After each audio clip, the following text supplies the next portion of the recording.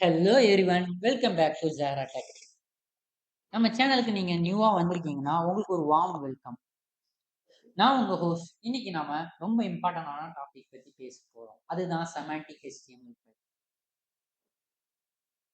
நீங்க ஒரு ஃப்ரெஷரா இருக்கலாம், ஒர்க்கிங் ப்ரொஃபஷனலா இருக்கலாம், இல்ல வெப் டெவலப்பரா கூட இருக்கலாம்.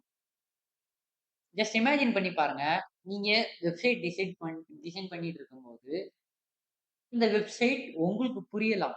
அதாவது நீங்க டிவிஷன் அண்ட் ஸ்பேன் யூஸ் பண்ணி மேக்ஸிமம் பண்ணிருக்கீங்க. அந்த வெப்சைட் உங்களுக்கு புரியலாம். பட் உங்களோட வெப் கோட எடுத்து இன்னொருத்தர் பார்த்தாங்க அப்படின்னா அவங்களுக்கு புரியும். ஒரு ப்ரௌசருக்கு உங்களோட வெப்சைட் புரியுமா? இல்ல ஸ்கிரீன் ரீடர்ஸ் யூஸ் பண்றவங்களுக்கு புரியுமா? இந்த வீடியோல நீங்க வெப் டெவலப்மெண்ட்ல நெக்ஸ்ட் லெவல் போகணும் அப்படின்னா கண்டிப்பா தெரிஞ்சிருக்கக்கூடிய ஒரு கான்செப்ட் பத்தி டீட்டெயிலா பேசுறோம். என்னதான் modern frameworks like React, Vue, Angular எல்லாம் வந்ததுக்கு அப்புறம் HTML ஃபண்டமெண்டல்ஸ் சாலிடா இருக்கணும். அதுக்கு செமாண்டிக் HTML தெரிஞ்சிருக்கணும். ஸோ இப்போ நோட் புக் எடுத்துக்கோங்க, காஃபி ரெடி பண்ணி வச்சிருங்க. பிகாஸ் நெக்ஸ்ட் 30 மினிட்ஸ்ல நீங்க HTML புது விதமா பார்க்க போறீங்க. ஸோ வீடியோ பிடிச்சிருந்தா லைக் பண்ணுங்க, சப்ஸ்கிரைப் பண்ணுங்க அண்ட் பெல் ஐக்கான ப்ரெஸ் பண்ணுங்க for more amazing tech content. சரி, let's dive in. Okay friends, first நம்ம செமாண்டிக்னா என்னன்னு புரிஞ்சுப்போம். செமாண்டிக் சொல்லும்போது அதுக்கான அர்த்தம் என்ன அப்படின்னு சிம்பிளா சொல்ல போனா செமாண்டிக் மீன்ஸ் மீனிங் ரிலேட்டட், அர்த்தமுள்ள விஷயம் அப்படின்னு சொல்றாங்க. வெப் டெவலப்மெண்ட்ல கண்டெக்ஸ்ட் பேசும்போது ஒரு செமாண்டிக் எலமெண்ட் அப்படிங்கிறது அதுக்குள்ள என்ன கண்டென்ட் இருக்குங்கிறத கிளியரா நமக்கு டெஸ்கிரைப் பண்ற எலமெண்ட். ஸோ முன்னாடி இருந்து நம்ம HTML யூஸ் பண்ணிக்கிட்டே இருக்கோம், HTML இருக்குது. ஆனா இப்போலாம் நம்ம மோஸ்ட்லி டிவிஷன் அண்ட் ஸ்பேம் மாதிரியான ஜெனரிக் டேக்ஸ் யூஸ் பண்ணியிருக்கோம். விஷுவல் ஸ்டைலிங் மட்டும்தான் முக்கியம்னு நினைச்சிருக்கோம். ஆனா இப்போ situation completely different. So modern web டெவலப்மெண்ட்டுக்கு என்னெல்லாம் முக்கியம் அப்படின்னா நாம எழுதுற கோடு மீனிங்ஃபுல்லா இருக்குதா அப்படிங்கிறது தான். அதாவது ப்ரௌசருக்கு நம்ம எழுதுற கோடு புரியணும். சர்ச் இன்ஜின்ஸ்க்கு கூகுளுக்கு புரியணும். ஸ்கிரீன் ரீடர்ஸ்க்கு அக்சசிபிலிட்டி கொடுக்கணும். அண்ட் அதர் டெவலப்பர்ஸ்க்கு ஈஸியா மெயின்டைன் பண்ண முடியும். இது எல்லாமே தான் ரீசன். ஸோ இதனால தான் செமாண்டிக் HTML ரொம்ப இம்பார்ட்டண்டா இருக்குது. ஒரு சேர் இருக்குது அப்படின்னா அதுல போய் நம்ம உட்காரணும் அப்படின்னு நமக்கு தோணுது. ஒரு டேபிள் இருக்குன்னா அதுக்கு மேல பொருள் வைக்கணும் அப்படிங்கிறது தோணுது. ஸோ அந்த மாதிரி தான். So think about it friends. நீங்க ஒரு புக்கு படிக்கிறப்ப சாப்டர்ஸ் இருக்குது, ஹெட்டிங்ஸ் இருக்குது, பேராகிராஃப் இருக்குது, ரைட்? அதே மாதிரி தான் வெப் பேஜ்லயும் ப்ராப்பர் ஸ்ட்ரக்சர் இருக்கணும். அதுதான் செமாண்டிக் HTML. இப்போ நம்ம கம்பேர் பண்ணுவோம் நான் செமாண்டிக் அண்ட் செமாண்டிக் எலமெண்ட்ஸ். நான் semantic elements mean division and span.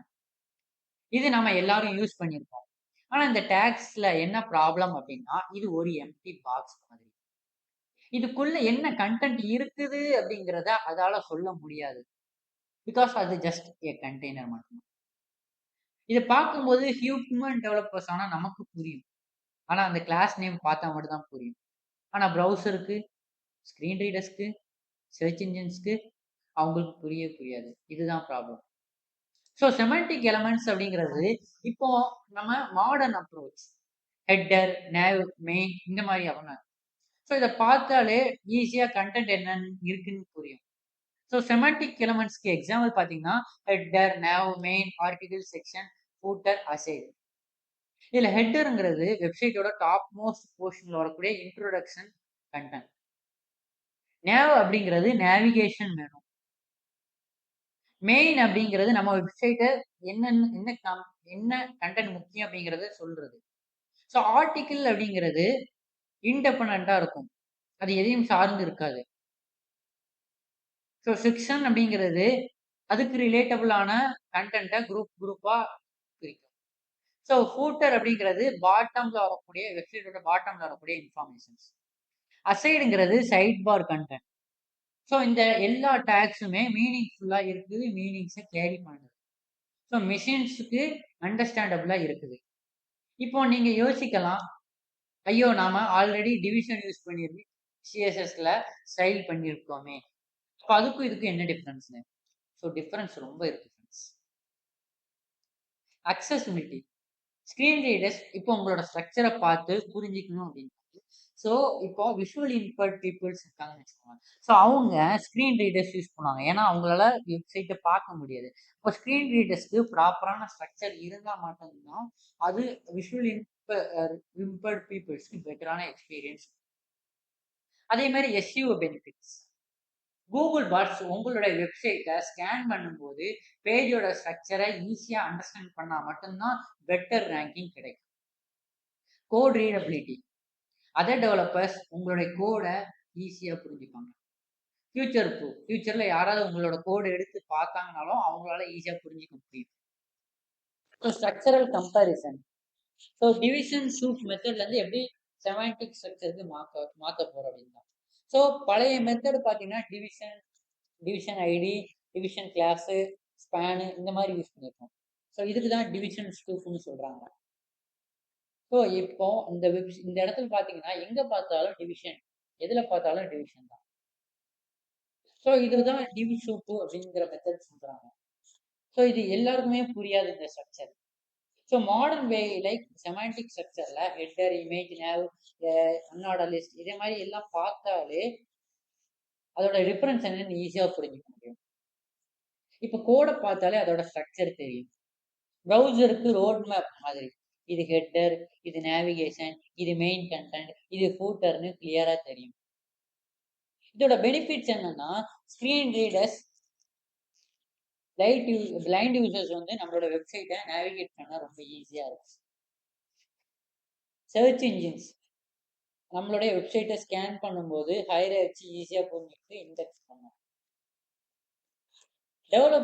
Other டெவலப்பர்ஸும் நம்மளோட கோடை மெயின்டைன் பண்ண ஈஸியா இருக்கும். பெர்ஃபார்மன்ஸ் ப்ரௌசருடைய பெர்ஃபார்மன்ஸ் ஃபாஸ்டா இருக்கும். ஸோ மாடர்ன் வெப் டெவலப்மெண்ட்ல ஸ்ட்ரக்சர், ரெகக்னைசபிள் சவுண்ட் யூஸ் பண்றது பெஸ்ட் ப்ராக்டிஸ். ஓகே ஃப்ரெண்ட்ஸ், இப்போ டீட்டெயிலாக பார்ப்போம். Modern layout elements. ஸோ இதுல ஹெட்டர் எலமெண்ட்ங்கிறது இட்ஸ் எ டேக். நம்ம வெப்சைட் என்ன அப்படிங்கிற இன்ட்ரோடக்ஷன் கொடுக்கக்கூடியது. ஸோ இதுக்குள்ள நேவிகேஷன் லிங்கையும் கண்டெயின் பண்ணுது. ஸோ இதை எப்படி யூஸ் பண்ணணும் அப்படின்னா, பேஜ் டாப் சைடில் லோகோ, டைட்டில் இதெல்லாம் யூஸ் பண்ணும். செக்ஷனுக்குள்ள இன்ட்ரோ கண்டென்ட்காக யூஸ் பண்ணோம். ஆத்தருடைய இன்ஃபர்மேஷனை ஆர்டிகிள்ஸ்ல கொடுப்போம். இதுக்கெல்லாம் தான் நம்ம இதை யூஸ். ஸோ ஒரு இம்பார்ட்டன்ட் பாயிண்ட் என்னன்னா, ஒரு பேஜ்ல மல்டிபிள் ஹெட்டர்ஸ் இருக்கலாம். ஆனா ஆர்டிகிளுக்கு ஜஸ்ட் ஒரு ஹெட்டர் மட்டும் தான், பேஜுக்கு ஒரு ஹெட்டர் தான். நேவ் எலமெண்ட் அப்படிங்கிறது so tag specified for navigation blocks. அதாவது வழிகாட்டக்கூடிய மெனுக்களை அடங்கியிருக்கக்கூடிய விஷயம் தான் நேவ் பார்னு சொல்றாங்க. ஸோ இது எங்க பெர்ஃபெக்டா யூஸ் பண்ணலாம் அப்படின்னா, மெயின் வெப்சைட் மெனுல, டேபிள் ஆஃப் கண்டென்ட்ஸ்ல, பேஜினேஷன் லிங்க்ஸ்ல அண்ட் ரெட்கம் நேவிகேஷன். அதாவது நமக்கு ஒரு இடத்துல இருந்து இன்னொரு இடத்துக்கு கூட்டிட்டு போகிறதுக்காக யூஸ் பண்ற லிங்க் தான் நேவிகேஷன்.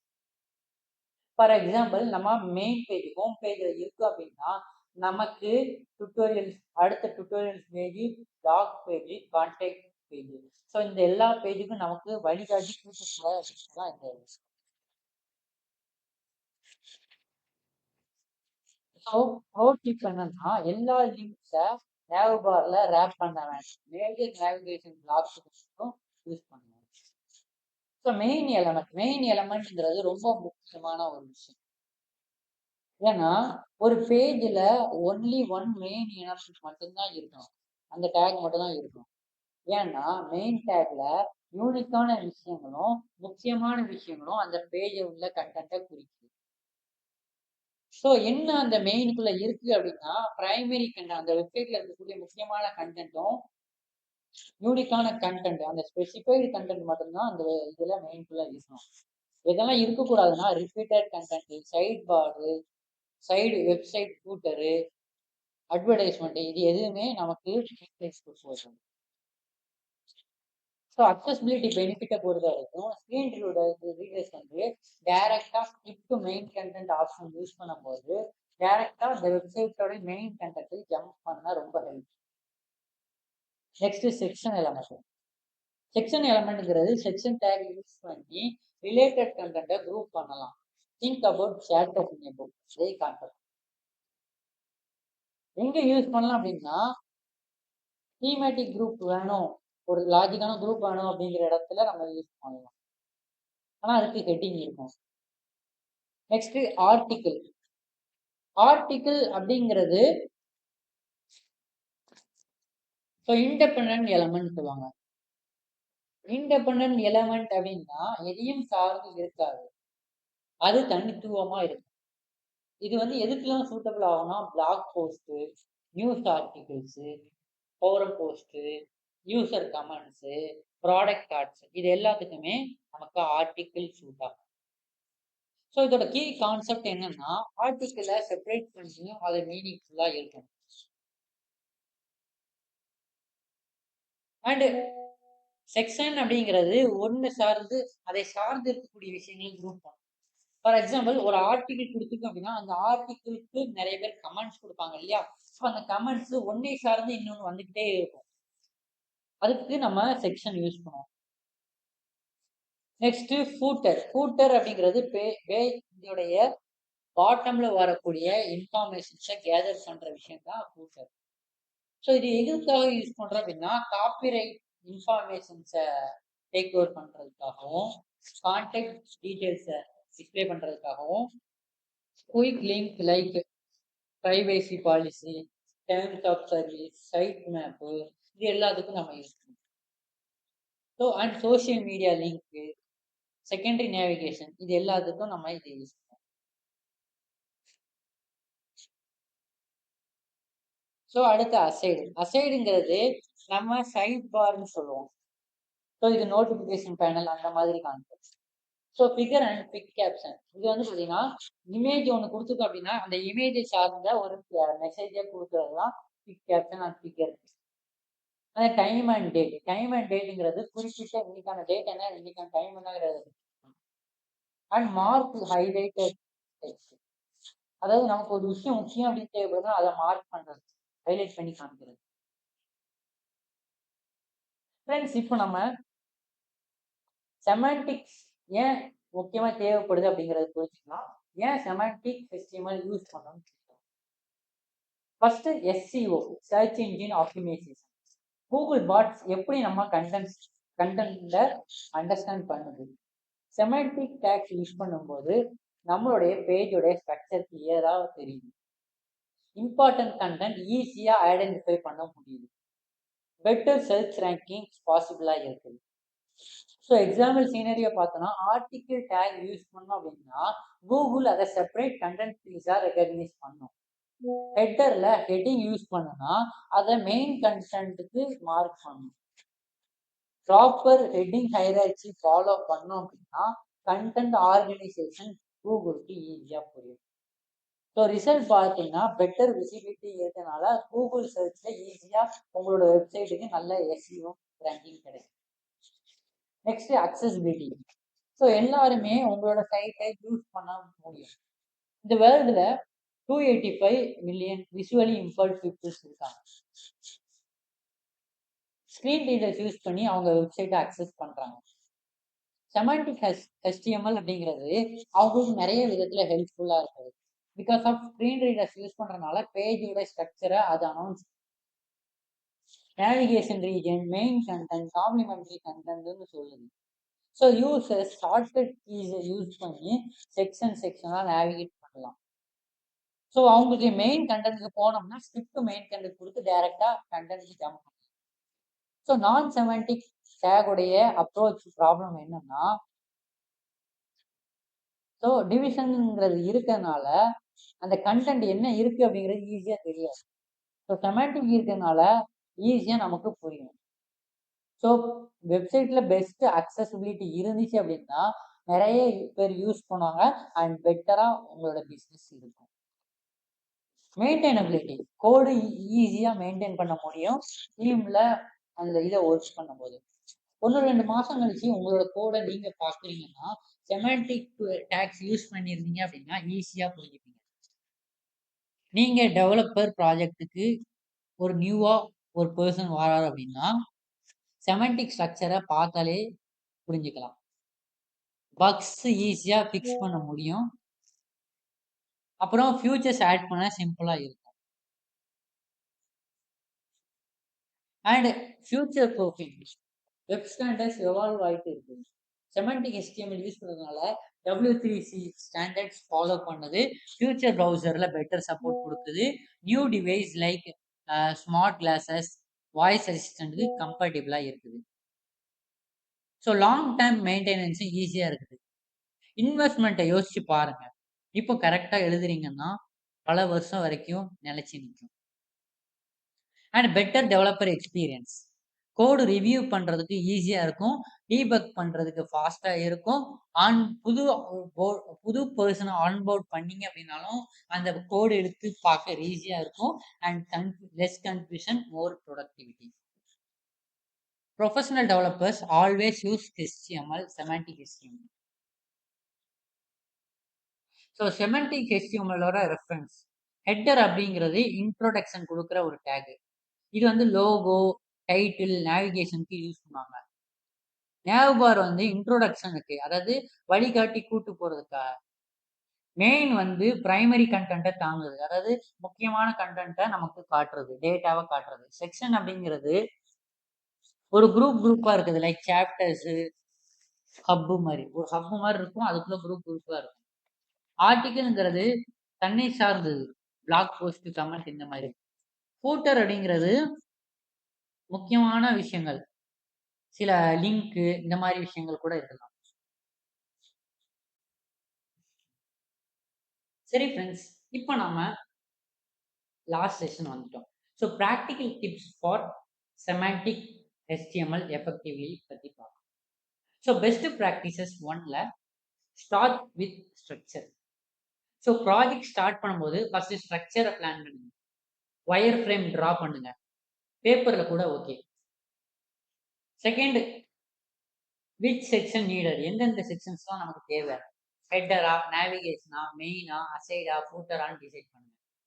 கண்டென்ட் ஹையரைட்ஸ் பிளான் பண்ணுங்க.